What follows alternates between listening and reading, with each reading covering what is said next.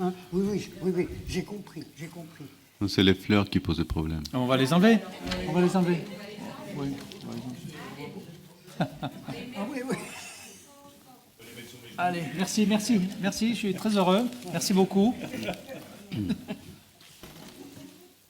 Mais je ne te voyais pas, Elisabeth, et j'ai besoin que tout à l'heure, tu interviennes sur la publication de nos journées. Hein, et du petit effort, parce que là, j'ai publié à la MCPSI le livre concernant le dernier congrès qu'on a eu, l'an dernier, le 14e. Malheureusement, ça s'est fait à mes frais et je ne peux pas continuer parce que je ne fais pas partie des 2% les plus riches de la population française. Et donc, je voudrais qu'on m'aide un petit peu pour la publication l'an prochain. Voilà. Alors, on peut faire des offres, on peut être généreux. Hein. Bah, écoutez, fais une souscription. Enfin, voilà, il faut que toi, tu organises ce genre de... Ce que je peux faire, c'est envoyer un mail à chacun et on aura des réponses. Voilà, mais assorti d'un chèque. Voilà, soit on écrit assorti d'un chèque, soit tout le monde dit non. Voilà. Je fais un peu le directeur, là. Bon, alors, bien sûr, la santé mentale, elle a été dépliée par Alain Hérali. Hein, tous les troubles, tous les symptômes, toutes les choses comme ça. Hein. Donc, je vais mettre sous le mot symptôme quelque chose qu'a déplié complètement Alain Hérali dans son premier PowerPoint. Hein. Je vais resserrer mes mots. Hein, voilà. Bon. Alors, d'ailleurs, ça m'arrange beaucoup que Alain ait fait ce travail de recensement. Hein, voilà. Alors, ça avance, on se rapproche. L'an dernier, je vous parlais du burn-out sous le titre « Actualité de la déchetterie ». Hein? Aujourd'hui, je vais vous parler d'une sorte de mot-valise fabriqué par Lacan qui avait un réel talent pour cela. Hein? C'est le titre de mon intervention « Santé mentaliste », dont tout le monde perçoit immédiatement le trait d'ironie sous-jacent. Pour ce faire, vous avez la chance d'avoir une spécialiste, puisque j'ai appris ça samedi sur ChatGPT, que j'étais spécialiste de santé mentale. Excusez-moi. Si j'avais un verre d'eau, ça serait mieux. Alors, comme j'ai pensé à vous, je vous ai amené 2 livres qui sont malheureusement pas arrivés au volcan. Alors, le premier, c'est 2 messieurs sur la plage. Raconte les entretiens sur une plage de Californie de 2 monstres sacrés qui parlaient de leur mélancolie, Charlie Chaplin et Winston Churchill, qui nous ont permis de vivre et respirer dans ce siècle faux. C'est le majordome de Churchill qui a rapporté ce dialogue entre les 2 hommes.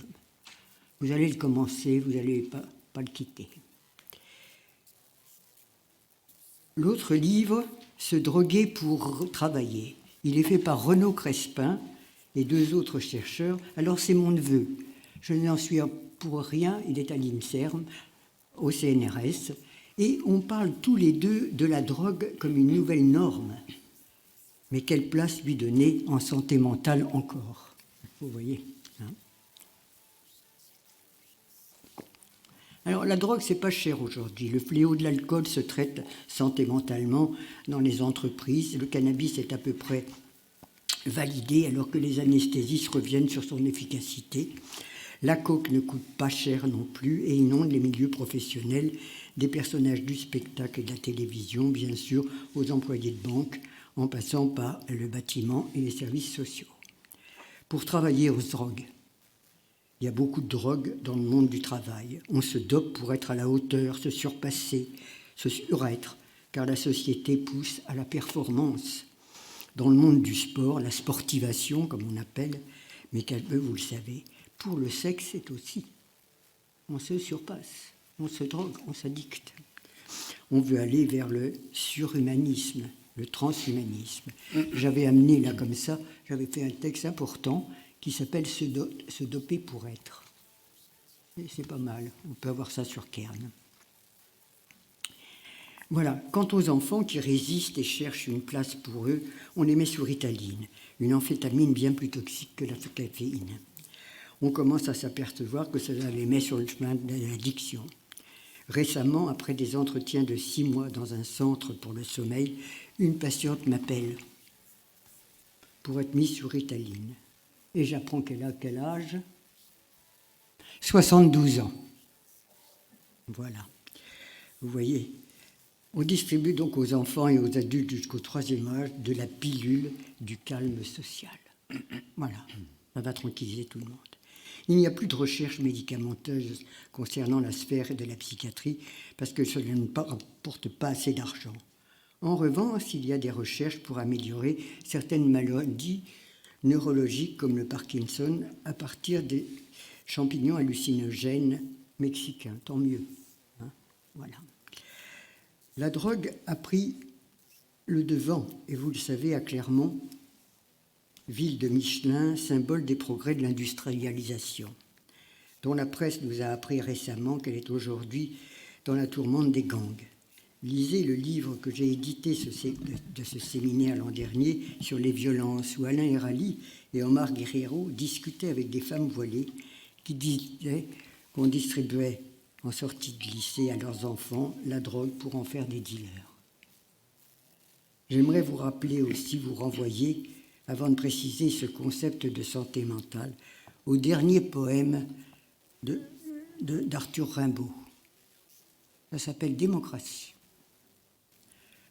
Démocratie où il dit clairement qu'elle est en marche. Vous voyez, c'est pas Macron qui a inventé ça, c'est Rimbaud. En marche. Hein, vers la crevaison. Voilà ce qu'il dit. Avec la science et la philosophie. Lacan reprendra ce terme en 74 à Milan. Lacan, il avait lu Rimbaud et il ne savait plus si c'était lui ou Rimbaud qui écrivait. Hein. Dénonçant l'ennui des populations qui vont vers la crevaison. Il disait c'est l'ennui. Ils en ont marre du progrès. Hein. C'est la consommation par la consommation qui est le vrai but du libéralisme. Voilà ce à quoi on a affaire. C'est ça le néolibéralisme. Et je vous ferai remarquer que ce sont effectivement les mots engendrés par le capitalisme qui posent aujourd'hui des problèmes dits de santé mentale. Cela va de l'obésité avec la malbouffe, vous avez vu le Wegovy qui sort, à la dépression, le stress, le burn-out, le désenchantement, qui ne trouve de solution que dans le mot dépression. C'est très différent. En 1974, Lacan disait « Ils n'en peuvent plus du progrès, c'est l'ennui. La politique qui s'exprime dans le collectif a l'air de s'user. » Nous en reparlerons.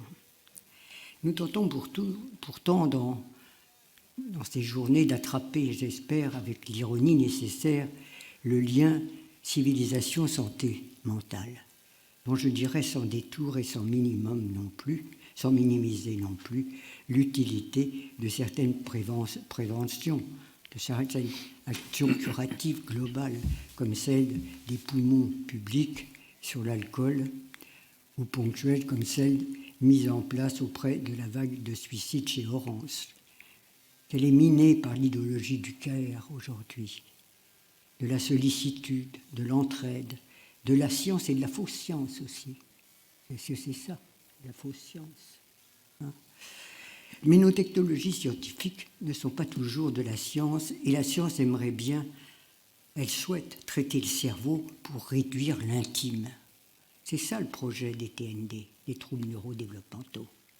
C'est réduire dans le social l'intime. Et tout gouverner, bien sûr. Ce nouveau concept de santé mentale s'est mis en place dans les années 50-60. Elle a été possible après la guerre avec ce que j'appellerais la vidange de la pulsion de mort. Hein, c'est ce qu'il y a eu. Elle a évolué rapidement par la mise en place du secteur de psychiatrie par Bonafé, certains communistes, vous voyez, et à la suite des réflexions de Saint-Alban, de Tosquelles, qui étaient arrivés chez Bonafé avec les écrits de Marx et de Lacan. Hein. Ils étaient menés par des idées de la psychiatrie institutionnelle. Je ne peux pas m'y opposer moi-même, y ayant participé dans le secteur d'Anthony Bourg-la-Reine. Travaillant en lien avec le secteur d'enfants, nous avions mis en place une écoute, une prévention de proximité avec l'école freudienne. Les développements que Houry, Dolto et Manoni amenaient, qui promouvaient une politique du sujet et l'engagement des thérapeutes On avait trouvé tous par hasard un peu les médicaments propres à la psyché. C'était trouvé tous par hasard. Hein. Il n'y en a pas un qui a été trouvé comme ça. Hein. Je pense à l'aldol, par exemple, hein, qui était un anesthésique. Hein. Il commençait à se distribuer, mais restait à peu près dans des réflexions où on se disait l'utilité, qu'est-ce que c'est que de donner un médicament pour changer. Bon. Enfin, c'est vrai que ça apaisait quand même les délires et les camisoles de force. Là, c'était quelque chose où on se posait les questions des utopies. Nous étions amenés par l'idée d'une nosographie qu'il fallait faire évoluer par ailleurs, tout ce qui constituait les améliorations de la prise en charge des enfants, de leur reconnaissance de sujets parlants. En même temps, le contexte législatif se rénovait en introduisant en particulier la responsabilité sociale et l'accompagnement comme projet. La transformation de la juridiction des enfants a été décisive à cette époque-là. Bien sûr, la santé mentale, c'est pas mal, mais avouez que c'est difficile d'en donner une définition. C'est normal parce qu'entre le normal et le pathologique, Canguilhem nous a montré que la frontière n'est pas très évidente. Hein. Et toutes ces velléités d'accompagnement, ces tentatives de définir une éthique se trouvent sans arrêt parasitées par l'évolution du capitalisme mondial en crise régulière et plus tournée vers la productivité et la finance que vers le bonheur des populations. On atteste, s'il le fallait, la crise des EHPAD, actuellement après quelques années de concentration capitalistique forte, ou le fait que certains médocs soient abandonnés, le Diantelvic, je vous en ai parlé tout à l'heure, hein, le Doliprane. Hein, vous imaginez bien l'effet sur la santé mentale. Ce n'est plus de l'universel, on ne parle plus de l'universel, on parle du mondial. C'est bien ce que nous a montré encore Monette Vaquin tout à l'heure. On est dans le mondial, hein, et de la productivité. C'est une emprise pour qu'ils deviennent plus productifs rapidement. Dans le burn-out, les patients disent bien que leur travail qu'on leur donne à faire, c'était toujours pour hier. Elle est là la temporalité. Le but des profits est de détourner la temporalité. C'est ça qui est très important. Alors, la temporalité, elle tient au corps des patients. Alors aujourd'hui, on appelle cela burn-out cramage, car les sujets n'arrivent pas à s'adapter, à répondre positivement à une demande sans fin de gain de productivité, à la demande d'un plus de jouir sans borne de la plus-value. Plus de jouir de la plus-value, c'est de ça qu'on a tourné. Hein. Bon. Et on ne cesse de leur dire qu'ils sont moins efficaces que les robots, hein, qui n'ont pas d'arrêt de travail, ils n'ont pas d'enfants, ils sont remplacés par un autre quand ils se cassent. C'est ce que nous démontrait d'ailleurs Chaplin dans les temps modernes. Il y a plus de 20 années, on a voulu faire l'éducation thérapeutique, voilà, du patient. L'idéologie était de se battre contre toute domination. Les médecins y sont passés. On reprend maintenant des États-Unis le Patient Act que Kouchner a traficoté, faisant du patient un acteur de sa santé mentale. En mettant en cause, Foucault était en plus passé, là, si vous voulez je peux vous raconter Foucault parce que j'ai une expérience incroyable que je n'oublierai pas de vous donner sur M. Foucault dans mon secteur de psychiatrie. Une verticalité était imposée par le discours médical que l'on dénonce au profit d'une horizontalité du dialogue médecin-malade. Hélas, si on était tous égaux, comme on le sait, comme dit Coluche, certains sont plus égaux que d'autres. Il avait raison, Coluche. La médecine a résisté, même si l'on sait aujourd'hui qu'on a le droit de décider de sa mort, alors même que la maladie ou la souffrance a des effets très délétères sur notre jugement et sur nos actes. On a même aujourd'hui le droit de changer de sexe, mais c'est faux, car la biologie a bien montré que toutes nos cellules sont sexuées définitivement. Il faut faire avec Thanatos, qui s'exprime de plus en plus. La guerre, le masochisme, les jeunes se dépriment et ne veulent plus de sexe. Et les filles hurlent, elles hurlent. Hein. L'hubris, incroyable. Ce sont des victimes. Comme le traumatisme est accroché à nous, on peut toujours en retrouver. Les jeunes sont mal depuis le fléau du Covid.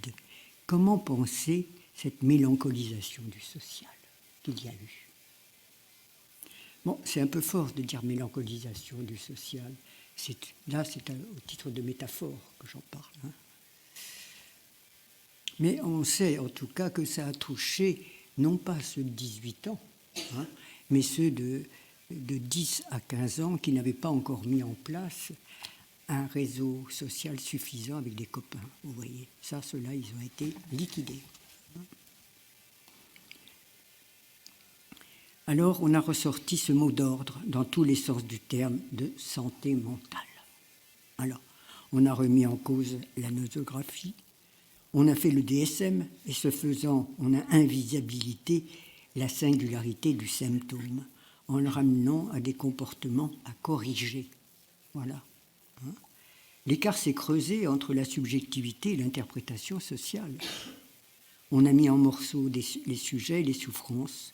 On s'est mis à gérer le stress par des programmes standardisés, à gérer l'alimentation aussi. Alors vous allez voir, là, moi j'ai beaucoup travaillé sur les anorexies, mais alors vous allez voir avec le Vécovur, les nouvelles molécules de diabète là, qui vont inonder la planète et faire... Et là, actuellement, est-ce que vous savez que Pfizer et tout ça sont dans une concurrence de milliards de dollars pour se racheter, pour se concurrencer sur ces produits où on pourra continuer à bouffer, je dis à bouffer. Hein. On prendra la piqûre maintenant avec le Wegovy une fois par semaine et non tous les jours, hein, et on maigrira. Voilà. La pulsion de départ. Hein. Ce que c'est que... On a remplacé les symptômes par des acronymes. Alors, je vous ai sûrement parlé de la manière dont on parle des TCA, hein, les troubles du comportement alimentaire. Alors moi, j'appelle TCA les troubles du comportement amoureux. Et je vous assure que c'est très efficace, parce qu'aucune de mes petites patientes n'a récusé ça. Elle a trouvé que ça, c'était l'interprétation. Voilà. Mais on ne peut pas faire ça toujours tout, hein. Le traitement, ce pseudo-tassistana, cet accompagnement, ne tient plus compte des Thanatos. Les races a été préempté par la pornographie, bien rentable. L'individualisme croissant qui accompagne cette mondialisation n'a rien à voir avec l'universel des humains. Il a permis à tout un chacun de dire « j'ai bien le droit » et de s'exprimer dans tous les sens, dans l'éducation que l'on est en train actuellement dotée aux parents. Hein. Si elle devient positive, on peut très bien l'enlever aux parents, puisqu'il ne s'agit plus de passer la castration. Hein. Voilà.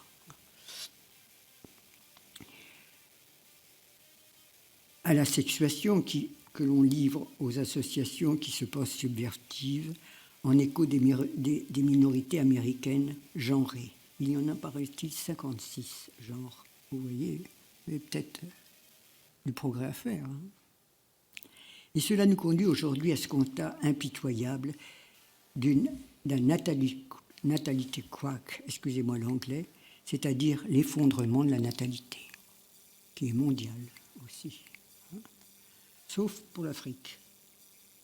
Pourquoi a-t-on abandonné des actions de politique nataliste, de la Russie à l'Allemagne, l'Espagne, l'Italie, la France et d'autres encore, qui ont pour caractéristique des pays dits développés, la population ne se renouvelle plus.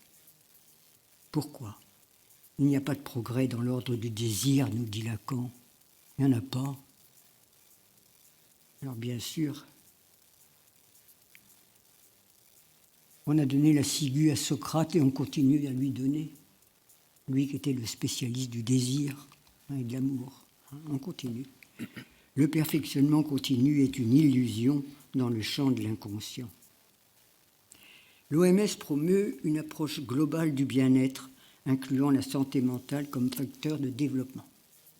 Alors vous pouvez aller voir sur ChatGPT tout ce que les plateformes vous proposent. Hein, de la relaxation à la relaxation orgasmique aussi. Ça c'est bien, vous voyez, un orgasme, ça ne va pas se perdre, hein, ça doit s'attraper. Hein, c'est quand même un progrès qu'on vous en vende comme ça. Hein. Voilà, mais c'est... Alors, bien sûr, les politiques nationales s'alignent sur ces recommandations avec des indicateurs de performance et des objectifs de santé mentale positifs. On ne peut ignorer que c'est une logique de conformité psychique où le mal-être devient une anomalie statistique. Et vous vous souvenez de la phrase de Staline, « Un mort, c'est un drame, 1 million de morts, c'est une statistique. » Cela pourrait s'appeler la déshumanisation ou la décivilisation, comme vous l'avez posé tout ce matin. Je pourrais parler aussi des détournements auxquels sont soumis de nombreux plans de santé politique. Alors, j'ai fait partie de quelque chose qu'on appelait le service appui santé dans le RMI. Je parlais avec les travailleurs sociaux, et non pas les RMistes, mais les travailleurs sociaux, parce que je m'étais aperçu que la santé, quand quelqu'un a un diabète et n'est pas bien soigné, il est sûr qu'il ne peut plus se remettre sur le plan du travail. Et donc on avait mis en place un réseau qui n'a jamais eu lieu en France. C'était possible en Allemagne, mais jamais en France, où on avait associé pendant 3 ans des analystes de l'ALI. Hein. Il y en avait une 30aine avec les services de santé publique. On a fait un boulot fantastique, hein, vous imaginez. Parce que moi, je m'étais aperçu, j'avais été à la DAS, et je m'étais aperçu, parce qu'il y avait un dossier comme ça, de ceux qu'ils avaient décidé de mettre, de toute manière, on leur paiera le RMI jusqu'à leur retraite, hein, c'est pas la peine. Et j'avais pris le premier dossier, par hasard. Alors c'était extraordinaire, là je vais vous parler de ma vie. Je m'aperçois que ce type, la première année, c'était 3 ou 4 ans avant, il avait été explicité son désordre mental et son impossibilité de travailler. Et au fur et à mesure que les pages s'alignaient, ce type-là, il disait de moins en moins de choses. De moins en moins de choses. J'ai réussi avec l'assistante sociale à ce qu'elle le voie. Alors ce type, il avait une mélancolie. Hein, voilà, il était au RMI, il était mélancolique. Bon, il ne s'est pas foutu en l'air, mais enfin, c'était à peu près ça. Hein, voilà.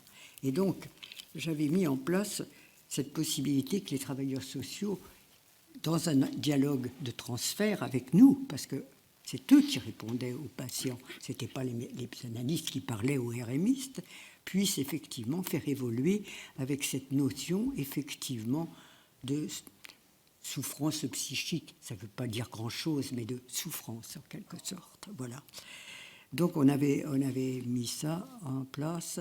Alors, les Corses, ils étaient fantastiques. Ils ont détourné les cartes de PMI. Et c'était toute la famille qui était au RMI. Puis, dans le 13e arrondissement, la distribution du package pour les enfants était directement envoyée en Chine. Voilà, vous voyez. Les femmes de Bahreïn arrivaient dans leur appartement somptueux du 7e, mais comme pour leur santé mentale, il leur fallait un enfant, et comme elles n'avaient pas de niveau, de revenus diplômés, on les mettait gratuitement dans les protocoles de PMA. Bon, tout ça, c'est des détournements, mais on s'aperçoit que toutes les lois sociales sont détournées à plus de 20 et 30%. Ils estiment même qu'à 30%, il faut changer. Et c'est comme ça qu'ils ont sorti le RSA. Hein. C'est à partir de ces expériences-là. Voilà comment on traite la santé mentale. Voilà. En trouvant une autre pratique qui va être détournée à 20-30% comme ça. Hein. Voilà. Parce que bien sûr, il y a quelque chose qui ne va pas. Hein.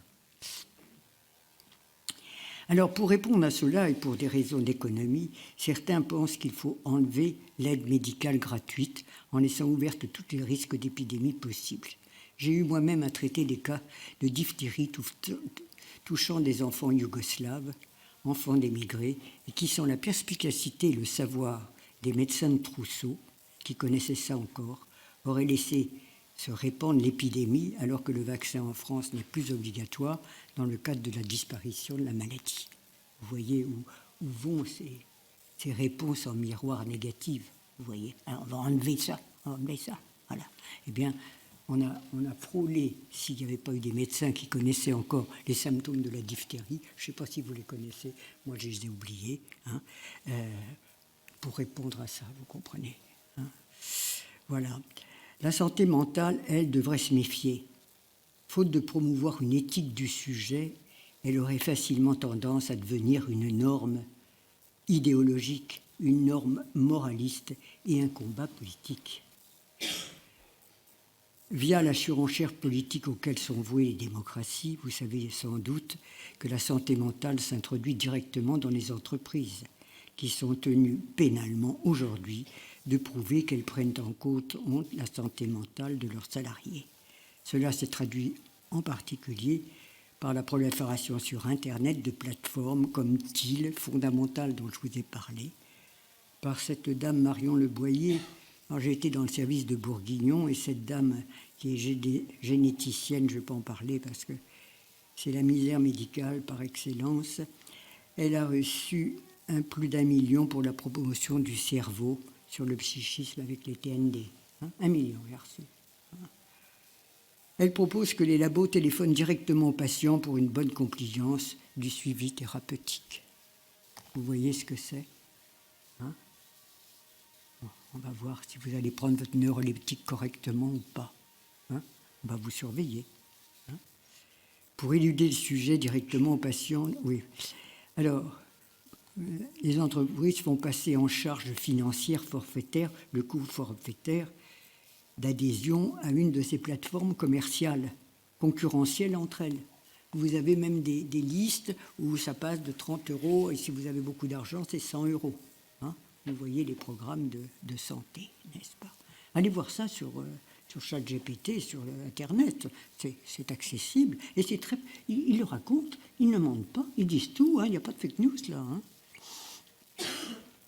C'est ce que j'appellerais un bon business. Les plateformes actuellement proposent un service à la personne, des entretiens sur le stress, la dépression, du coaching, du yoga ou de la relaxation. Regardons quelques secondes ce que Lila vous apprend quand on interroge. Il faut remarquer d'ailleurs que ce n'est pas sans favoriser un peu plus un mécontentement social, car bien sûr les sujets ont de quoi l'être toujours mécontents. Le manque étant de structure. Hein, voilà. Cela peut toucher le symptôme qui, comme le disait Freud, a 2 pieds, un dans le passé et un dans l'actualité, sans mettre en cause la division subjective des sujets entre l'idéal et l'objet. On est tous séparés comme ça, on est tous fabriqués comme ça, on n'y peut rien. Hein. Cela n'est pas sans conséquences politiques, puisque cela renforce l'individualisme, qui descend facilement, comme on le sait, dans la rue aujourd'hui. Cela multiplie, je dirais, les cahiers de doléances, qui sont démocratiques. Santé mentalement, c'est un vice. Lacan en parle non pas comme d'un concept structuré, sorti après la guerre, mais comme un symptôme du discours contemporain.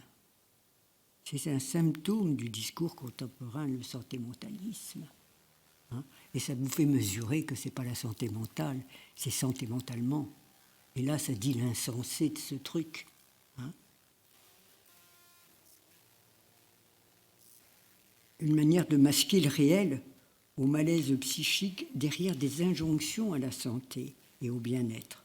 Une injonction à un plus de jouir par la consommation. C'est une critique subtile du glissement entre soins et normalisation. S'il n'y a pas le truc qui répond directement, immédiatement, eh ben on va faire une prestation. Ça va rapporter en plus. On va faire une prestation. Voilà. Hein. C'est une logique financière. Hein. Et n'oubliez pas, aujourd'hui, je l'ai enlevé parce que c'était un peu, c'est que toutes les cliniques actuellement, les trucs, sont en bourse. Hein. Voilà, c'est en bourse. Ce n'est pas la bourse des patients, hein. C'est en bourse, vous comprenez. C'est ce qui s'est passé pour les EHPAD. Les Clinéa a basculé. Hein, voilà. Et actuellement, ils ont fait, il y a la semaine dernière, un grand congrès des EHPAD parce qu'actuellement, il se trouve en grande difficulté, avec ne pouvant plus renouveler le panorama de ces patients qui vieillissent de plus en plus, parce qu'on a 100 ans, 105 ans dans les EHPAD. Hein. Une toilette à 75 ans ou une toilette à 100 ans, c'est pas du tout pareil, et qu'ils ne veulent pas introduire de charges supplémentaires. Il n'y a donc pas de médecin dans les EHPAD, hein, ce qui est une folie absolument furieuse. Je dis c'est furieux, hein, c'est terrible. Dans ton séminaire du 24 de 60-67, Lacan dit que le sentimentalisme fait obstacle à ce que l'un symptôme, qui est une formation de compromis, soit entendu à ce qui fait symptôme, c'est-à-dire quelque chose d'irréductible du rapport au langage. Le symptôme n'est pas à interpréter ni à guérir, mais à reconnaître comme ce qui permet au sujet de tenir dans son être au monde. Pour s'en tirer à cette phrase pas simple, dense, équivoque, critique, il oppose le sentimentalisme, une idée de la santé mentale normée, à la logique du symptôme qui irait vers un symptôme, c'est-à-dire la reconnaissance d'une singularité, et qui entreprend bien sûr tout ce qu'il y avait de la sublimation. Vous comprenez que Picasso, il avait besoin d'écrire, il écrivait partout. Il y en a qui ont récupéré les bouts de papier sur les tables, il ne pouvait pas s'en empêcher. Hein, voilà. Bon, oui, il avait trouvé ça. Il faut dire que c'était pas drôle, puisque son père, quand il a vu que son père l'a vu dessiner, il a dit, qui était peintre, il a dit, devant mon fils, j'abandonne la peinture parce qu'il est plus fort que moi. Vous voyez, le père s'est écrasé, et ça a fait Picasso, hein, tel qu'il était. Voilà.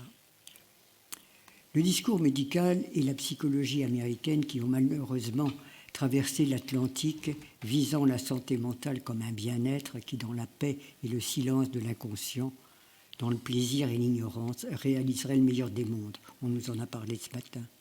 Un État mondial, selon Huxley, que nous a présenté Monette Vacquin, fondé sur la stabilité sociale, le bonheur collectif et la consommation permanente, grâce à un contrôle de la reproduction, le conditionnement mental par un somnifère, hypnopédique, un médicament, le soma, qui supprime l'angoisse et maintient la paix intérieure.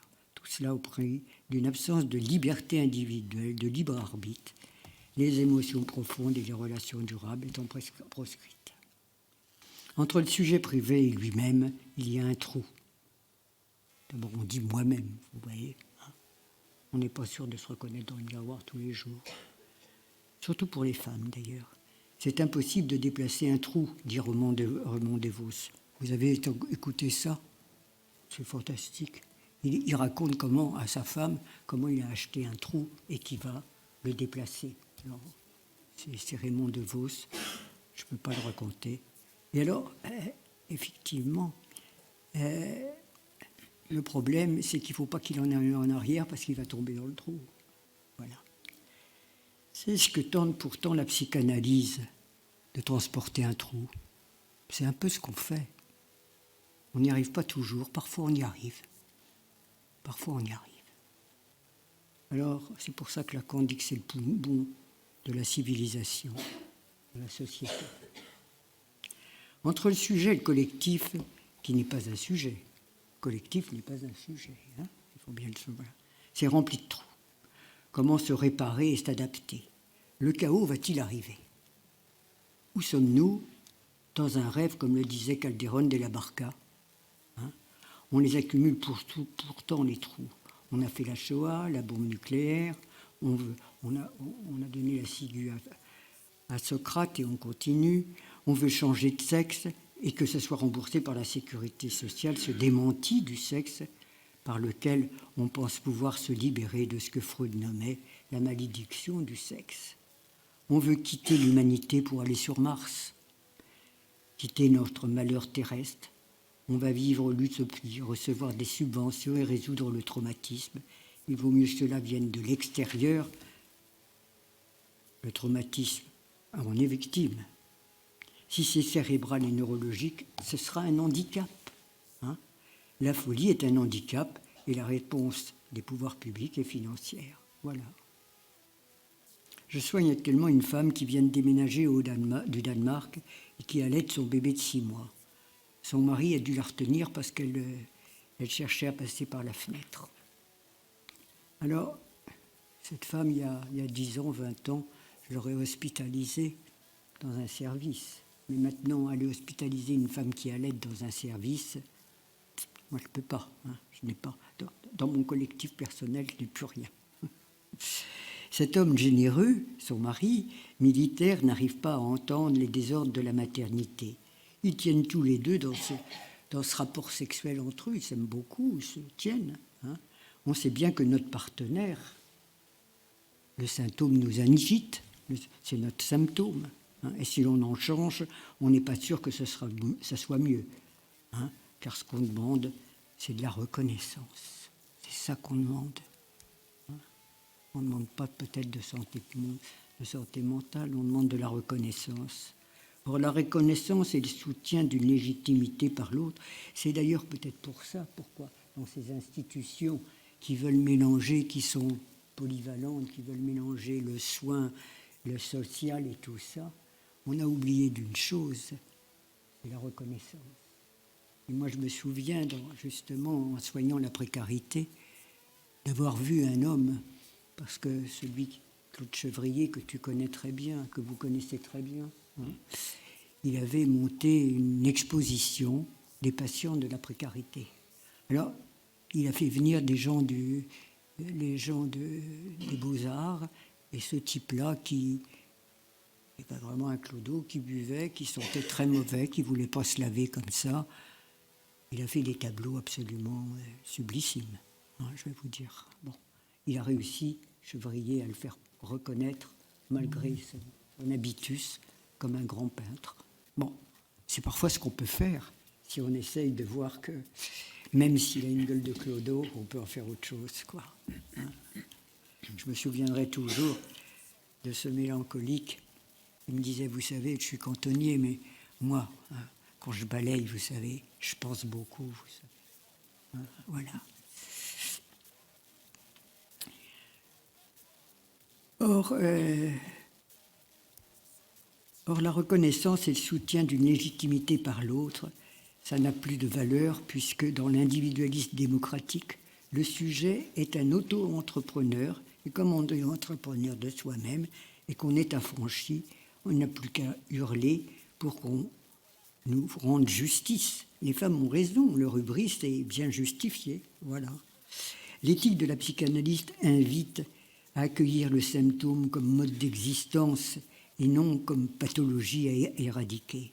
Mais ces pathologies entretiennent les discours politiques, les discours médiatiques et les pratiques cliniques.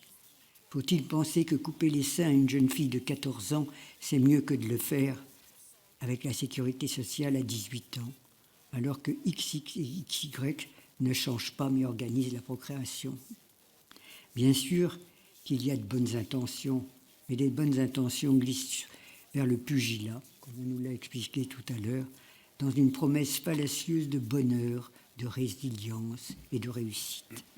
Si l'on veut être modeste en voulant écouter les sujets qui parlent, il faut reconnaître la dimension tragique, irréductible du symptôme. N'oubliez pas cette dimension-là. Hein, c'est pas du matériel social, c'est une dimension tragique. La psychose n'est pas plus criminelle que la névrose, la psychose, et la psychose est un mode d'existence. On va même à vouloir corriger les défaillances des politiques en santé mentale, hein, et du handicap. Ces énarchies ne cessent pas de se corriger elles-mêmes, parce qu'ils ont fait beaucoup d'études, ils font beaucoup de choses, hein, dans un système assez clos, sans référence à la réalité. Ce sont toujours des prestations à fournir qui ont quand même cet intérêt de transformer la précarité, l'isolement, la violence, en les rabattant sur la psychologie, qui en fait une affaire commerciale. Parce qu'il faut que ça passe par la psychologie pour que ça soit nomenclaturé. D'autres qui pensent que la démocratie, alors là, il y en a d'autres qui pensent que la démocratie n'est pas la bonne voie. Et ils ont d'autres moyens. On renvoie les migrants, on hésite entre les politiques de surveillance, d'assistance, voire des politiques génocidaires. C'est vrai que ça se partage dans le monde. Hein, voilà. Hein, moi qui suis spécialiste en santé mentale, que puis-je proposer? Mon divan que j'avais élargi au dispensaire en faisant là des analyses gratuitement, les problèmes sociaux, les symptômes, je ne vais pas en faire des troubles à traiter, mais des symptômes du malaise collectif.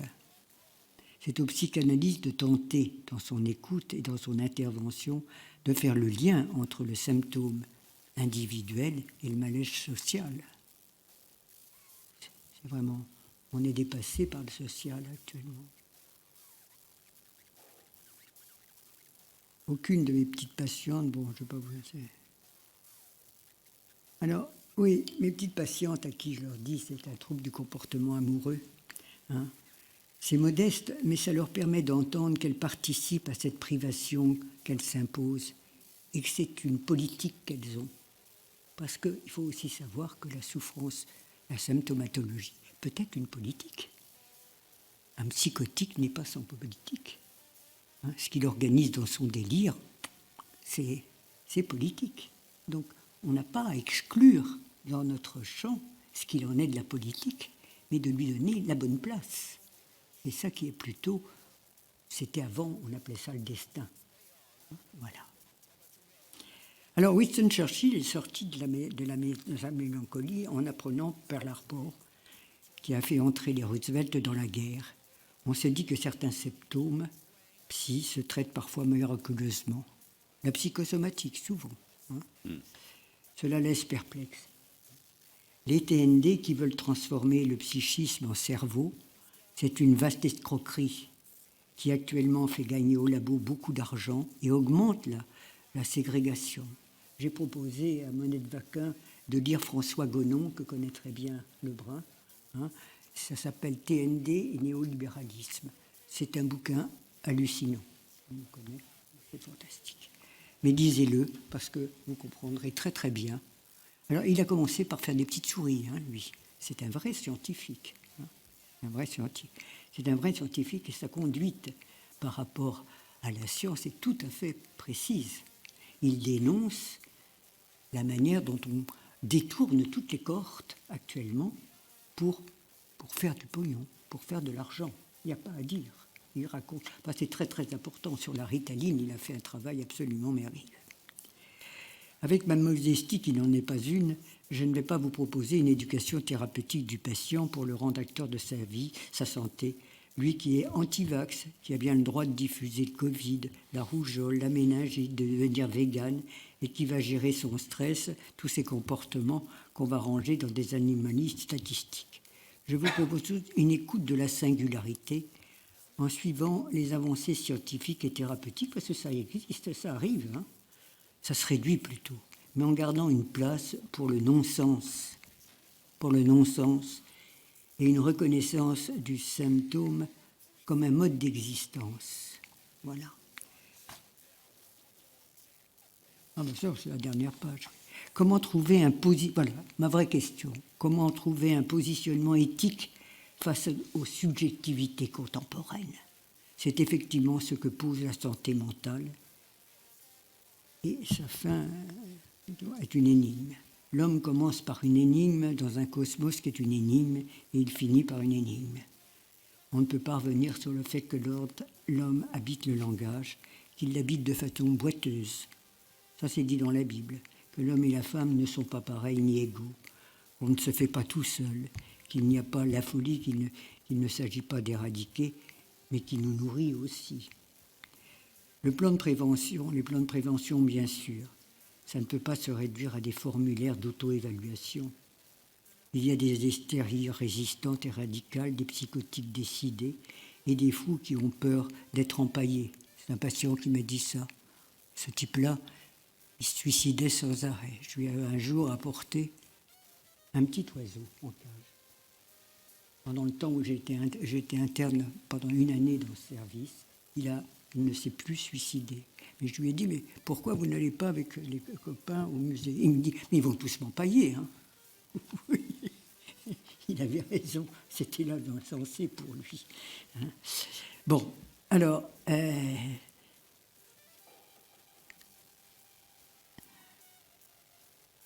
il y a de l'impossible, qui est à différencier de l'impuissance. Et c'est là l'écart que vous avez tenté, Hérali. Voilà. Cela mérite d'y penser et de ne pas jouer au surhomme. Voyez dans quel écart nous situer. L'énarchie n'est pas sans pensée, mais voilà ce qui se profile. Une année de plus pour les psychologues. Voilà, ils ont pensé à quelque chose, hein, les énarques de l'éducation. Vous savez quoi? Eh bien, on va faire une année de plus aux psychologues pour leur apprendre à prescrire. Voilà, ça va transformer définitivement le psychisme au cerveau. Parce que je vous assure que prescrire, faire la route médicale n'est pas très drôle et on a tous le souvenir, vous l'avez vous aussi, hein, qu'on a laissé un patient la veille et qu'on le retrouve le lendemain matin mort. Et que ça vous fait un drôle de truc. On ne sait plus comment faire. Hein. Alors, la prescription, c'est un drôle de responsabilité dont on perd les idées puisqu'on va dans les laboratoires. Hein, voilà, hein. On oublie que ça peut apporter la mort. Voilà.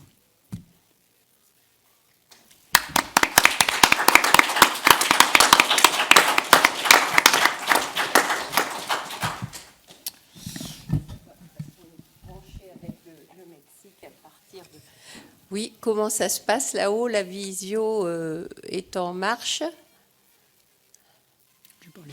Est-ce qu'ils sont avec nous? C'est branché? Oui, Oui? Hola, ¿qué tal? Ah, oui. C'est de l'espagnol, C'est pour savoir je confirme. s'ils sont là ou pas. Est-ce que... oui, j'arrive pas bien à savoir. Bon, ben, je vais vous laisser... Je vais aller savoir. Peut-être qu'on va poser les questions à Pascal. C'est vous qui posez les questions. Bon, Marie-Elisabeth m'a demandé de te poser des questions, Pascal. Et c'est difficile parce qu'on est...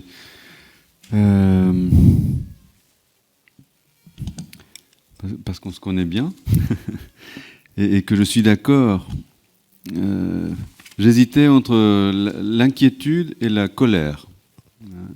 Hier avec au collège, quand on a fait l'intervention au collège, je parlais plutôt de la peur et de l'urgence, je dirais, hein, pour nous professionnels, de faire autrement, d'inventer quelque chose. Et peut-être qu'on peut utiliser, c'est ce que je me propose, d'utiliser cette colère, parce qu'après t'entendre, il y a une forme de colère par rapport à cette, je vais l'appeler comme ça, à ce triomphe de la névrose, de confondre impossible et impuissance. Oui. Parce que c'était pour moi ce fil que tu nous as fait sentir avec des questions très fortes. Très fortes. Donc hier, on se demandait à un moment donné, grâce aux propos que j'ai pu travailler avec les lycéens et avec Marie-Elisabeth, Bernard, qui commande? Est-ce qu'on peut s'adresser encore aux dirigeants pour que quelque chose change? Est-ce que c'est eux qui décident? Ou est-ce que ça se décide, comme tu le disais à l'instant aussi, en bourse? Voilà. Quels sont ces impératifs-là? Cette performance, parce que tu as commencé en parlant de Michelin, crevaison, enfin c'était un peu... les drogues... Et la question qui me venait, je pourrais peut-être ramasser pour que ce soit rapide, hein, je ne vais pas être très long, pour qu'on puisse travailler avec le Mexique aussi.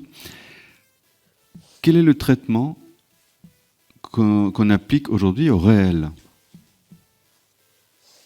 Tu vois? Parce que je pourrais le reformuler aussi autrement. Est-ce que le réel fait encore autorité. Si même le corps qui faisait autorité, on peut le modifier à notre guise. Le temps, tu le disais parce que tu as travaillé ça aussi, la question du burn-out. On ne se rend pas compte, et c'est notre métier, psychanalyste, de nous arrêter là où il y a une transgression au niveau des lois de la parole. Quand on nous dit « c'est pour hier », c'est une transgression. C'est-à-dire le temps qui est, pour moi, du côté du réel. C'est-à-dire, je le disais, je crois, hier, à 4 heures, il est 4 heures. Ce n'est ni gentil ni méchant. Il est 4 heures. On doit le prendre en compte. Mais ce là, dont j'ai parlé pour le burn-out, vous pourrez relire le texte que j'avais écrit, c'est que les sujets burn-outés, cramés, c'est Barbara Cassin qui a donné cette traduction. On n'en veut plus parce qu'ils ne rapportent plus de plus-value. Ils sont des déchets. C'est ça la question. C'est-à-dire que la finance vous fait déchets. Hein, et là, on va faire des robots. C'est le président de Google, qui a écrit ça. Je l'ai écrit dans un autre texte, on peut retrouver ça dans mes textes. J'ai son nom et le jour où il a publié ça. C'est-à-dire qu'il a bien dit que les robots, c'était quand même mieux que les humains. Mais oui. Donc on y va. Mais Voilà. du coup... on y va avec l'IA aussi. Absolument, absolument. Donc il y a un terme que je pense qu'on aurait intérêt à garder de ce que tu nous as proposé, c'est aussi l'irréductible. Parce qu'il est à mal donne. C'est de la triche. On nous fait gober, justement, que ce mal-être, contrairement au silence des organes, que du côté mental, on pourrait aussi le traiter de cette manière-là. Alors que c'est irréductible, je pense qu'on l'a entendu même par rapport à la Bible aujourd'hui ou hier. Ce matin, on a parlé de l'humour. Oui. De l'humour. C'est vrai que j'ai soigné des enfants dans des IMP, où il y en a un qui était un garçon absolument incroyable, qui avait une névrose obsessionnelle très très grave, et qu'on a envoyé pour faire une formation pour dessiner. Il est devenu un des dessinateurs très connus. Il était dans un IMP, c'est-à-dire dans rien du tout de l'éducation. Il avait quitté l'école. Et il est devenu un dessinateur absolument connu, que vous lisez sûrement actuellement, parce qu'il avait une ironie qu'il a fait symptôme. Il a fait effectivement quelque chose, et sans l'avoir guéri vraiment de sa névrose obsessionnelle, déjà très carabinée, je ne l'ai pas vraiment soigné, mais je lui ai permis de devenir quelqu'un. Voilà. Mais c'est que là, quand tu dis devenir quelqu'un, c'est pour moi l'autre grand axe. Reconnu. Oui, justement, c'est que devenir quelqu'un, c'est de la reconnaissance. Et tu en as parlé. Et il se trouve, le monde est petit. On a parlé d'une institution tout à l'heure que je ne vais pas renommer, mais que j'ai reconnue tout de suite.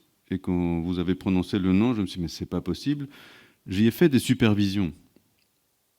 J'ai relevé ce défi de faire des supervisions dans l'une des antennes de cette institution où, comme on l'a dit aussi tout à l'heure, il n'y a pas de profil de poste. Quelqu'un rappelait tout à l'heure ça aussi. Il n'y a pas de profil de poste. C'est-à-dire il n'y a pas de reconnaissance d'une place. On est volant. On arrive chaque matin et c'est celui qui arrive en premier qui ouvre les ordinateurs et qui va faire des visites à domicile ou des choses comme ça. Peu importe son métier, peu importe ses compétences. Et donc il y a une confusion. Et dès qu'il y en a un qui veut faire ponctuation et qui commence à ressembler un peu à de l'autorité, eh ben, il est mal vu. Oui. Alors, il y a une petite différence, peut-être que ce n'est pas de ta génération, avec la psychothérapie institutionnelle. Ce qui se passait. C'est-à-dire que là aussi, on avait tous s'y mettaient dans le même pragmatisme. C'est ça qui est aussi important. C'est-à-dire que le psychologue qui était là, le médecin, c'est aussi le repas. Hein, voilà. C'est-à-dire que il y avait un jeu assez subtil du dialogue. Hein, c'est Houry qui en parle beaucoup. Oui, Jean Houry. Et les Manoni, qui était effectivement, c'est pas un profil de poste. On n'est pas, nous, un profil de poste. Ça, c'est une transformation. Ça. On n'est pas un profil de poste. Ça, c'est effectivement, d'ailleurs, ce que demandent actuellement les syndicats. C'est qu'ils gueulent toujours.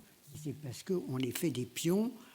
Les infirmières, on les met dans un tel place ou à tel autre.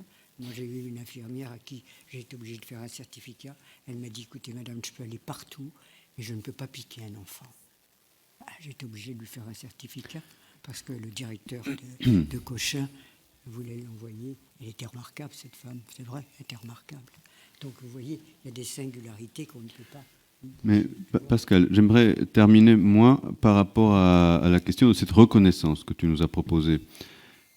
En faisant le lien avec ce que j'ai rappelé, cette supervision dans ces équipes. D'abord, j'ai beaucoup de mal à trouver des remplaçants, parce que les collègues ne veulent plus faire des supervisions. C'est tout comme les étudiants de psycho, qui, une fois diplômés, ils me disent « Oh, j'ai vu ce que M. Erali nous a décrit, j'ai fait mes stages en institution, il n'est pas question que j'aille me frotter en tant que psychologue à ce marasme.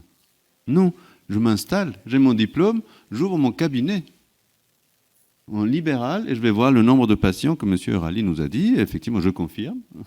Quand je commence à 7h30 et que je finis à 21h, ce n'est pas 3 que je vois. Hein.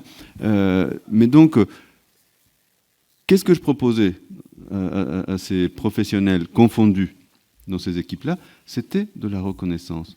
Et c'était effectivement, parce que quand tu rappelles l'expérience de Jean Houry, ou voilà, une autre histoire d'institution, c'est qu'il y avait une histoire. Il y avait ce qu'on a appelé ce matin un mythe.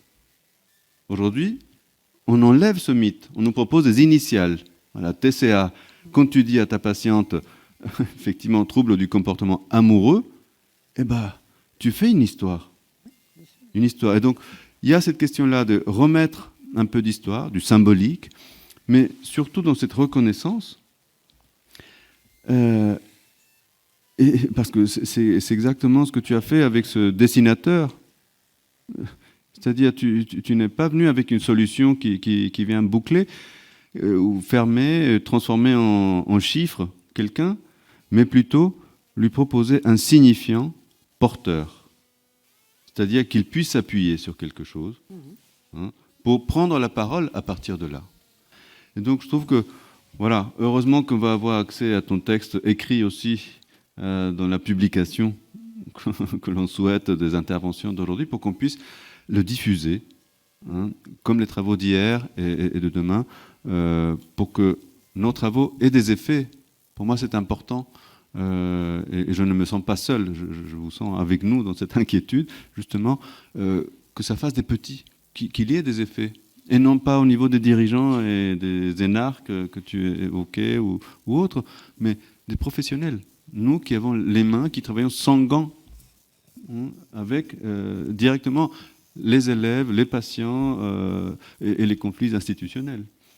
Donc voilà, je ne sais pas si on a le temps pour... Quelque chose à vous dire, peut-être. Oui, merci beaucoup. Merci pour votre propos qui était... j'ai apprécié l'esprit et la réflexion qu'il a portée, même si je ne suis pas d'accord avec tout. Et justement, voilà. Mais c'est difficile à pouvoir, point par point, apporter une contradiction constructive parce qu'il m'interroge sur ma pratique. Bien évidemment, parce que je suis psychiatre, prescripteur, dans une génération où on m'amène des patients avec des troubles de l'usage, des troubles déficitaires d'attention, sous-traités par Ritaline. Je suis un prescripteur médicamenteux aussi, mais ça interroge ma pratique et j'ai toujours à cœur et de justement pouvoir mettre en perspective les questions qu'on pose sur cette pratique-là, et je l'ai trouvé extrêmement constructive, cette justement mise en perspective. Alors, si on regarde ce qui est fascinant, la définition de l'OMS sur la santé mentale, santé mentale, c'est un espèce de truc, enfin, je veux dire comme ça, où sont associés, comme la santé d'ailleurs, le bien-être psychique, physique, social des individus. Et là où je rejoins, c'est évidemment, c'est que, même d'ailleurs, il y a un glissement. On voit à un moment donné, quand on lit les définitions, petit à petit, on se rend compte que la santé mentale, au sens de l'OMS, c'est la bonne santé mentale. C'est-à-dire que, par définition, elle est bonne. C'est-à-dire qu'il n'y a même pas d'espace pour quelque chose qui puisse être finalement une santé mentale, qui puisse être, bon, pas forcément bonne, mais en tout cas, qui puisse être variable, si je puis dire, au moins, comme une météo du jour. Elle est forcément bonne, c'est-à-dire qu'il y a une espèce d'injonction à créer quelque chose qui doit être normé du côté du bon.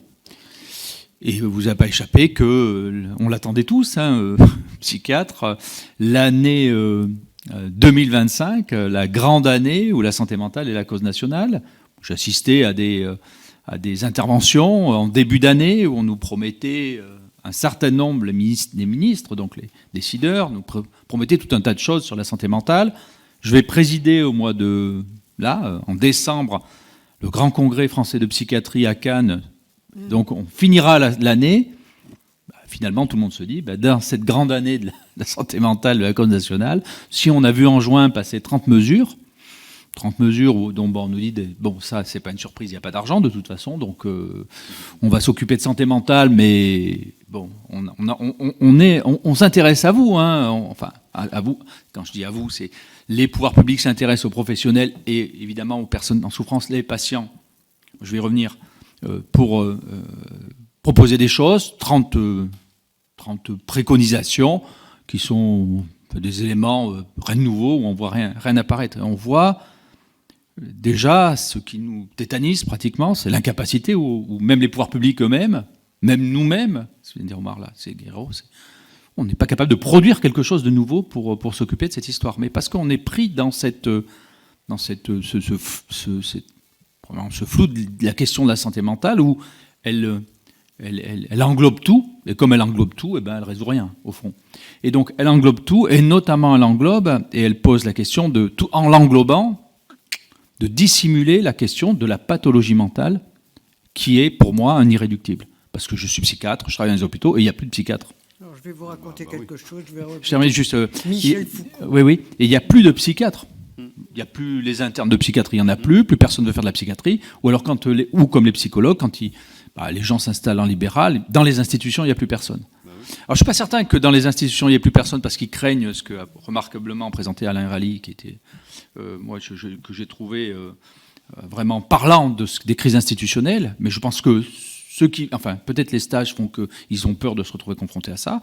Je pense qu'ils ont aussi peur de se retrouver confrontés à cette maladie mentale parce qu'ils veulent faire de la santé mentale, mais la pathologie mentale, maintenant, elle interroge dans le sens où elle est plus personne, je pense qu'elle fait peur, je pense qu'elle est noyée, elle est plus apparente, et je pense qu'on n'a plus d'outils pour l'appréhender. Et je pense que les jeunes médecins, psychiatres, plus personne, enfin, il n'y a plus d'outils, il n'y a plus de moyens, bon, ok, on peut et ça m'évoque un autre élément, c'est que je discute souvent avec les collègues, quand j'étais interne, alors un temps chef de clinique, moi je m'occupais d'unité de soins, il y avait 20 lits, j'étais tout seul, machin, et maintenant on nous dit, ah mais non mais c'est pas possible, il faut au moins 2 internes, 2 médecins pour s'occuper des patients. Alors ce que les patients aujourd'hui, mais vraiment avec un sentiment pour les collègues, ces jeunes collègues, ils ont un sentiment d'être dépassés, quand ils ont 10 patients, mais vraiment c'est authentique. Je veux dire que c'est compliqué pour eux. Moi, j'avais 20 patients, j'avais l'impression, bon, je faisais autre chose, j'allais faire des cours, tout ça. Bon, peut-être les gens me disaient, t'es jamais là, tu fais 50 choses à la fois, mais j'ai l'impression quand même de faire des trucs. Et ils sont vraiment tétanisés par la responsabilité qu'ils ont l'impression d'avoir. Et il y a tout cet aspect médico-légal aussi, parce qu'on l'a tellement... cette pathologie mentale, on l'a tellement, peut-être, elle est devenue tellement inquiétante, et puis elle a été réduite aussi aux aspects médico-légaux, de la contrainte. Alors, on va revenir à l'aspect de Foucault, c'est-à-dire qu'on a tellement désenfermé qu'on ne revient plus. Enfin, maintenant, ceux qui sont à l'hôpital sont ceux finalement qu'on va enfermer, au fond. Il n'y a plus que ceux-là qui vont rester à l'hôpital. Et donc, c'est un vrai souci, cette question-là, pour moi. Et sur sur la dilution de la santé mentale, où on cherche, au fond, alors je vais peut-être, où on cherche à résoudre tous les malaises civilisationnels, excusez-moi, qui existent chez les individus. On dit c'est de la santé mentale, les gens vont pas bien, ils sont victimes, ils sont ce qui a été décrit tout à l'heure. Ils se sentent mal, ils sont en souffrance, et ils sont pas bien. Et on a vu aussi, je vous rejoins, c'était sur la question du Covid, c'est une mélancolie du jeune, c'est ces jeunes tétanisés par le fait de la Covid. Mais au début, moi j'ai fait des études sur ces jeunes qui étaient le premier temps de ces jeunes pendant la Covid, on les interrogeait parce que moi je faisais une étude sur, on va dire, les consommations de substances et la santé des jeunes, en gros, mais c'est surtout ces consommations de substances au collège. Et puis là, on les interrogeait mois par mois sur est-ce qu'ils consommaient des produits, bref, des études qu'on fait, des enquêtes qu'on fait régulièrement. Puis là, paf, la Covid, on a dit qu'est-ce qu'on fait? On continue à les interroger. Donc là, on les a interrogés chez eux, on leur a envoyé des questionnaires. Puis là, ils nous répondaient, mais moi, je vais super bien. Je suis chez moi, je ne vais pas à l'école, parce que l'école, c'est trop dur, c'est super angoissant, c'est des tensions très, très importantes. Puis on a vu ça pendant quelques mois. Puis à un moment donné, ça s'est renversé. Après la Covid, il y a eu plein de jeunes qui se sont présentés dans des urgences en disant « je ne vais pas bien ». Je vais pas bien. Ce je vais pas bien, je ne sais pas ce qu'il signifie. Est-ce que c'est un je vais pas bien projeté ou ils vont pas bien les jeunes et ils sont accaparés de ça? C'était un impératif de ne pas aller bien ou enfin c'est toujours interrogeant. Ils vont authentiquement pas bien. Mais d'où ça vient ce je vais pas bien? De cette notion de l'incapacité qu'on a eu à leur produire du lien social. Je suis. C'est une vraie question. Bref, mais il y a plein de choses. Alors je serais plus nuancé. Alors là, je dis que je n'étais pas d'accord. C'est sur l'aspect de l'industrie pharmaceutique. Moi, je